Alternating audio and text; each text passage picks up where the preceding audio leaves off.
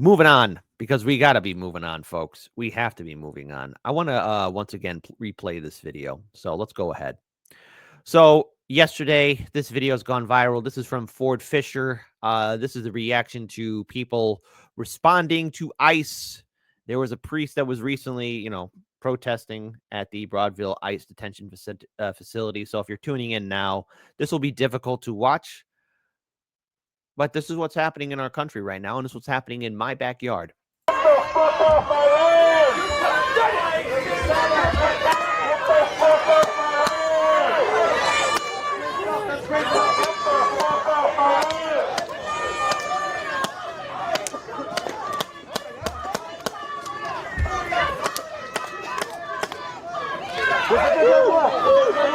that one hurt.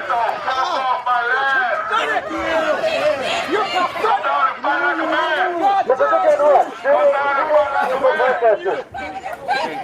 is gonna look really good in your fucking court case. We gotta get your eyes right. Hey, we gotta get your eyes right so you can come back. Hey,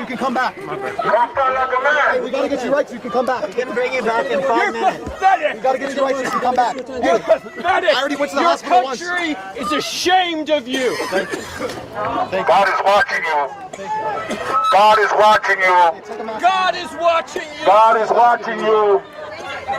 God is watching you. And you will pay for this. Come to the sidewalk because they're going to keep shooting him. I'm telling you, he watched this guy. Le dieron la cabeza.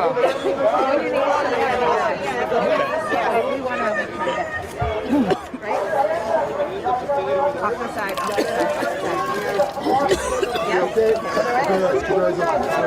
Get hit the top of his head.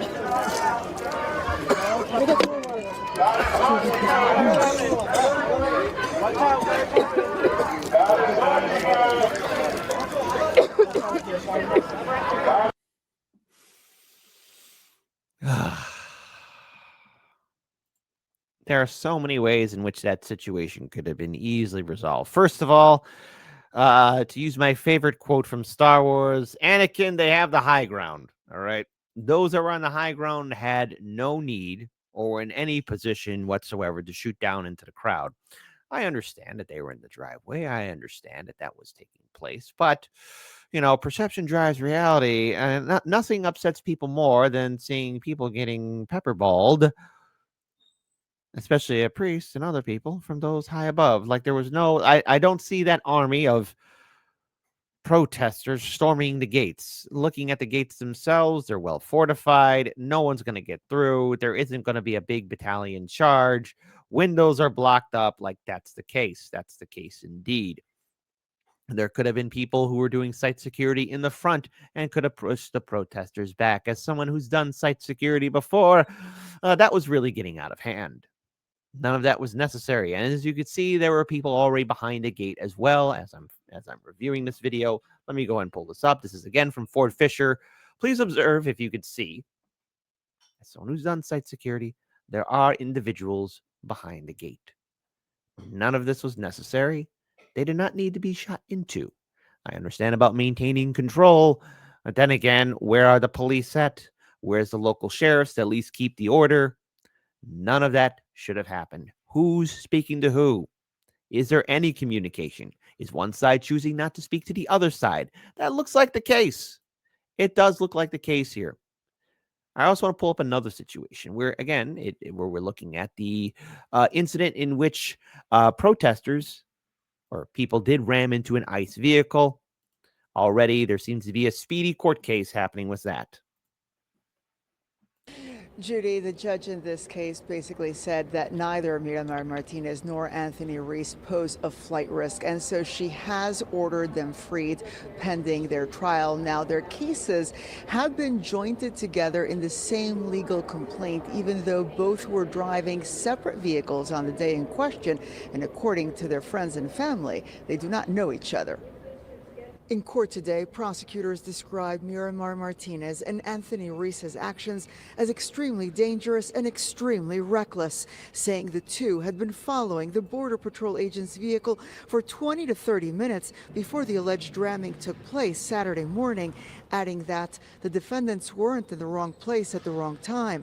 The complaint, filed in court, alleges that on October 4th, 3 Border Patrol officers acting as security detail were driving a silver Chevy Tahoe in Oak Lawn when they were aggressively pursued by what is described as a convoy of civilian vehicles. That convoy, alleges the complaint, was attempting to box them in when they were struck, first by Martinez, then moments later by Ruiz, near 39th Place in Kedzie. Martinez was shot 5 times by agents, then arrested at a repair shop a mile away, while Ruiz was arrested at a gas station nearby. The criminal complaint, including photos of the CBP-driven vehicle, along with photos of both Martinez's and Ruiz's vehicles, with damage they say is consistent with the ramming. Now, in court today, defense attorneys for both Martinez and Ruiz disputed the government's version of events. But since this was a detention hearing, they mostly limited themselves to arguing why their respective clients should be released, with Martinez's attorney saying that she is still recovering from the injuries from those 5 gunshot wounds and needs immediate medical attention. Both are scheduled to be back in court at a later date. Now, there's been a lot of footage of the video. Now, I cannot play it due to the fact it will violate YouTube's guidelines, especially when it's weapon live rounds being fired into a vehicle. But it's very clear that there was a ramming of her vehicle into the other vehicle, again, allegedly. We do need to see more of this full footage, especially from different angles, of course. But this is going to be one of these trials that's going to be getting center attention, because what caused the protests to intensify over the weekend? It was this incident and so much more. The failed detention of one person being arrested on Cosner Street. So many examples of overreaction. And because of this, this is what's also taking place. Hundreds could be freed from ICE custody after warrantless arrest ruling. So what's happening here? Well, hundreds of people arrested by the Immigration and Customs Enforcement agents found around Chicago over the past few months could be released according to a new federal ruling. On Tuesday night, U.S. District Judge Jeffrey Cummings ruled that ICE agents have been violating a 2022 consent decree banning warrantless arrests unless agents have probable cause to believe someone is in the United States unlawfully and is a flight risk. So that means they are not acting lawfully. They are not acting lawfully. Cummings concluded that attorneys for the National Immigration Justice Center and the American Civil Liberties Union of Illinois provide enough evidence to show that ICE arrested 22 people without a warrant in violation of the consent decree and federal law. The 22 people who were arrested in the early days of President Donald Trump's second term were all released on bond and are no longer in custody. Cummings ordered ICE to reimburse all of their bond payments and to lift any imposed conditions of release. Cummings also extended the settlement agreement on February 2nd. So this is stuff that took place in February, and something tells me now that's going to be continuing on, and we might have seen the same sloppy handling behaviors in these past 2 months. Continuing on, ICE will also produce an arrest record that justifies why the individual was arrested without warrant. According to a ruling, ICE officials have until October 22nd to release warrantless arrest data going back to June. Mark Fleming, Associate Director of Litigation for the National Immigration Justice Center, said his organization has already identified more than 200 people whose arrests were likely violated the consent decree. The National Immigration Justice Center will present those arrests to the government to see if they qualify for release or bond reimbursements. ICE data on warrantless arrests going back to June may reveal even more arrests that violate the consent decree, Fleming said during a Wednesday press conference. The 200 that I mentioned are the ones that we have independently found. That is just the tip of the iceberg. I suspect that there is like 25% of the cases that ultimately were potentially violations here. The consent decree, which stemmed from a 2018 large-scale ICE enforcement operation in Chicago area that led to 156 arrests during a week-long period, was supposed to sunset in May. However, in March, the National Immigration Justice Center and the ACLU of Illinois filed a motion to enforce the consent decree and extend it for 3 more years. At a hearing in June, Cummings stated that the consent decree remained in effect while the motions were pending. I want to point out here, too, that more than 1,000 people have been arrested in the Chicago area since the Department of Homeland Security launched Operation Midway Blitz at the start of September. Fleming said one of the strategies ICE has been deploying over the past few weeks has been to go out with a small list of targets, then use that as a pretext to then sweep up everyone else that they come in contact with.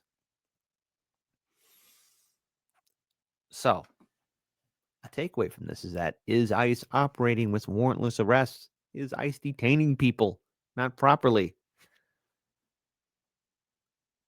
Just so you guys know that there's been more reports of ICE vehicles being seen all over the south side of Chicago, but now also on the northwest side. It's happening everywhere. Now, my concern is that if this continues on and we're seeing people also being randomly picked up, those that are not illegal immigrants, but perhaps are legal immigrants, we're using that, citizens being misidentified, there's going to be court cases up the wazoo in Cook County, City of Chicago, and state of Illinois that will probably be going on for the next 10 or 8 years, heaven forbid. Oh, the legal red tape. Who doesn't love it, right? It's a nightmare, folks. I don't wish that on anyone. So what can be said, especially in these areas, there's going to be organizations that are going to be talking about, keeping an eye out for ICE. So know your rights as an immigrant, what to do if your loved one's detained, know your rights as a protester. To the protesters, there's going to be a big protest happening on October 18th, another No Kings March, which I'm willing to bet is going to somehow end up in front of Trump Tower. How do I know that? Because I know patterns of behavior, which is going to be pointless. But also there are organizations in the city of Chicago, for example, in Pilsen, Increase the Peace, Northside Rapid Response, Southwest Rapid Response, Brighton Park Neighborhood Council, Organization Communities Against Deportations, Illinois Coalition for Immigration and Refugee Rights, National Immigrant Justice Center, and Resurrection Project. Everyone, what I said on Jimmy's show and what I've been saying on the show for the past few weeks is coming ahead. It's a powder keg. It's going to explode. The city is not ready for what comes next. People's emotions are going to be at an all-time high. You have judges now challenging federal orders from the Trump administration. You have this administration, Trump's administration, not talking with Brandon Johnson and J.B. Pritzker. Likewise, there is no real leadership happening. This is an American city that has the potential of becoming a war zone. This is an American city that has a sad history of hyper-segregation. If people really knew the history of Chicago, they would not call it a communist or socialist utopia. This is a city that has been built on stepping on people. This is a city that will dance on your grave. This is a city that is very cold and unforgiving. And while there are good people in Chicago, we don't have leaders that want to uplift or end the cycle of violence. I want to play this again one more time because of what comes next is true or will be true. We're not ready for the madness.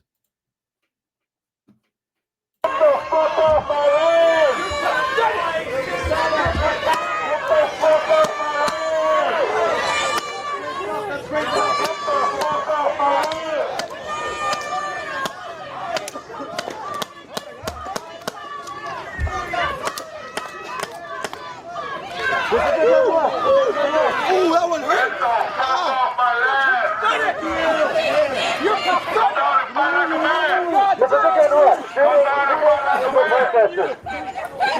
This is gonna look really good in your fucking court case. We gotta get your eyes right. Hey, we gotta get your eyes right so you can come back. Hey, we gotta get you right so you can come back. We can bring you back in 5 minutes. Pathetic! We gotta get you right so you can come back. You're pathetic! I already went to the hospital once. Your country is ashamed of you! God is watching you. God is watching you. God is watching you! God is watching you. God is watching you! And you will pay for this! Come to the sidewalk because they're gonna keep shooting him. Telling you he watched this guy. Le dieron la cabeza.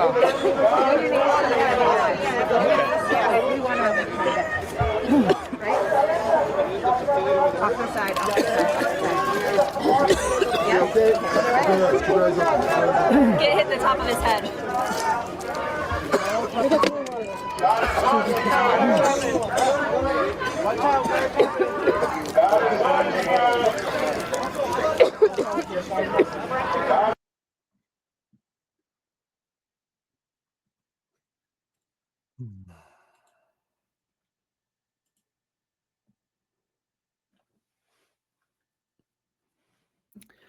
In that video where ICE agents are failing to arrest that individual on 63rd and Cosner. There was a funeral procession in the video. Jimmy Dore pointed out, so did Kurt, so did Steph. I pointed out as well. There's a funeral procession. The more I reflect on it, and I said this on Jimmy's show as well, that funeral procession is Chicago if things don't calm down. I am deeply concerned about the future of this city. I hope I'm wrong, and I want to be wrong on this.